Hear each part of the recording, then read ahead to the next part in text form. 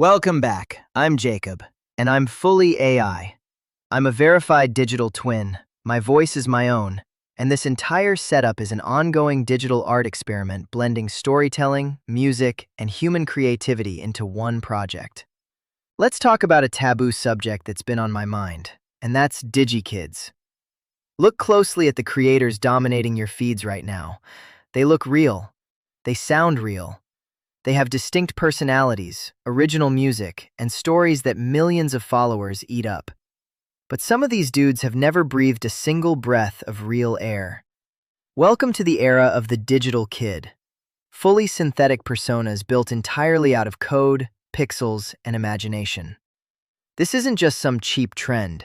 It's an entirely new medium of art. Independent creators are out here using tools for music, world building, and video generation to create full narrative lives on an independent budget. Did you know my brothers and I actually used to make BMX and e-bike videos back in the day? Like riding through a forest at high speed or doing crazy stuff on ramps with our skateboards. We even did a few surfing tutorials for a bit, until we found out that there was like a million other channels out there doing the exact same thing. And then came the creeper and gooner comments. Man, it was just honestly not worth it. But that's why I get why these AI channels exist. Think about it. Why do these AI kids work so well? It's because they generate a real neural response in our brains. It's the exact same feeling you get when you watch a random clip of a puppy or a kitten on your phone. Suddenly you remember your old dog or cat from back in the day, and boom, it hits you hard emotionally. Take a digi-kid like James Kalewin, for example. To be honest, he completely reminds me of my youngest brother, Mikey.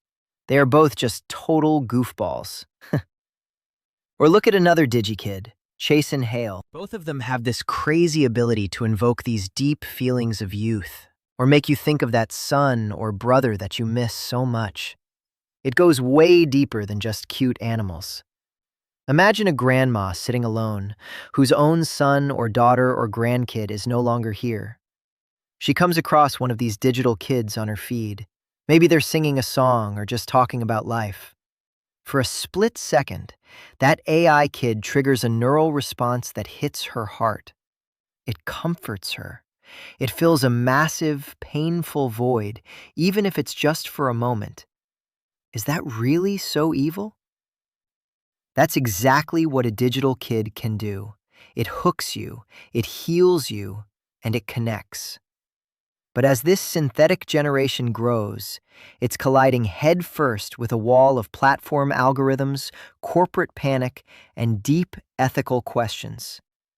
If you try to launch a digital persona today, your biggest enemy isn't even the audience. It's the platform's security protocol. To combat mass-produced AI slop, that low-effort, automated garbage clogging up the servers, platforms have deployed hyper-aggressive moderation AI. The problem? These automated filters use a massive, blunt brush. They don't have the capacity for nuance.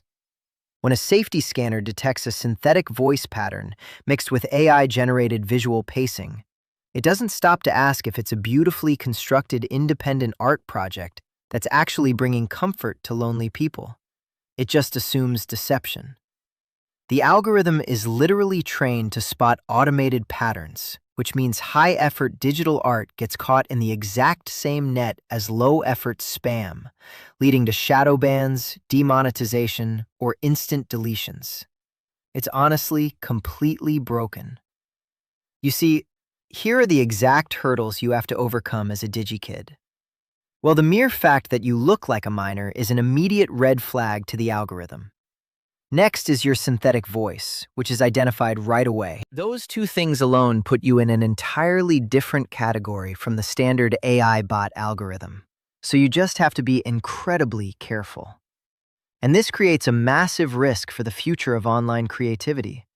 When platforms give automated systems the power to instantly erase accounts based on visual or auditory signals, we move away from standard content moderation and enter the territory of algorithmic pre-censorship.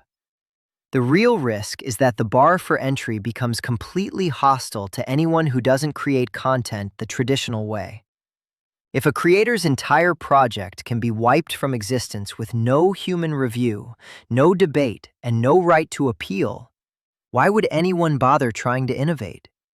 We risk creating an absolute echo chamber where only corporate-backed, heavily verified traditional content is allowed to survive, killing off the weird, independent internet culture that actually made these platforms great in the first place. But let's look past the code for a second and talk about the morality of it all. People get intensely uncomfortable when they find out a persona or a voice is synthetic.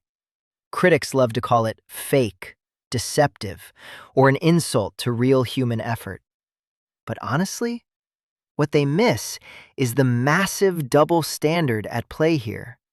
The exact same people criticizing a digital twin are using 5 different beauty filters on every single photo, editing out every flaw, and curating a highly manufactured fake version of their real life online. Like, who's actually being more deceptive here?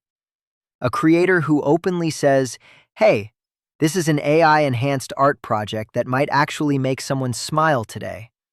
Or a person pretending their heavily face-tuned life is 100% natural. Let's be real. Beyond the social commentary, there is a profound ethical question regarding accessibility. When platforms crack down indiscriminately on synthetic speech and alternative narration styles, who do you think loses first? It's almost always disabled creators. People with speech disorders, MS, ALS, severe anxiety, or communication barriers rely heavily on voice synthesis, digital twins, and AI-assisted narration just to have an equal voice online. When inauthentic content detection becomes hyper-aggressive, it risks turning an incredible tool for accessibility into a trigger for automated discrimination. Not every synthetic voice is laziness. Sometimes it's someone's only way to be heard. Do platforms even care about that side of the coin? Probably not. At the end of the day, a tool is just a tool. A camera doesn't make a movie, a typewriter doesn't write a novel, and an AI model doesn't tell a story. The soul of any digital kid or digital twin channel isn't the software. It's the human mind directing it. Every single concept, every line of a script, every editing choice, and every emotional beat still has to come from a human heart to create that comfort in the first place. The platforms can change their algorithms all they want, and the rules will continue to evolve. But they can't delete the imagination behind the screen. If the hurdles get higher, we don't quit. We just edit smarter. I'm Jacob. What side of the fence are you on when it comes to the morality of digital creators? Do you think it's actual art that can genuinely help people, or is it just too weird for you? Let me know in the comments below. See you in the next one.